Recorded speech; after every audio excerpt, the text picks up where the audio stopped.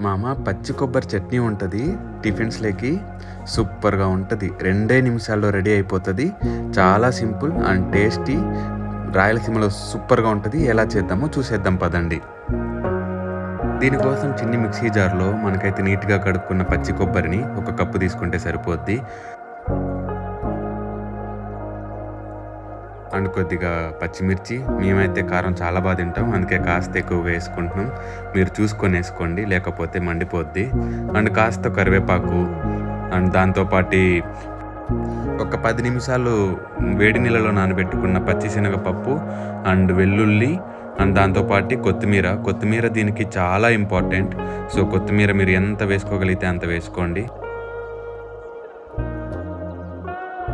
తర్వాత మీ టేస్ట్ బెడ్లకు తగ్గ సాల్ట్ వేసుకొని ఫైన్గా మిక్సీ కొట్టేసేయండి. చూడండి, ఇలా ఉండాలన్నమాట. తర్వాత ప్యాన్ పెట్టేసుకోండి. మీడియం ఫ్లేమ్లో కాస్త ఒక 10 ml వరకు ఆయిల్ వేసేసుకొని దాన్ని కాస్త వేడి అవ్వనివ్వండి.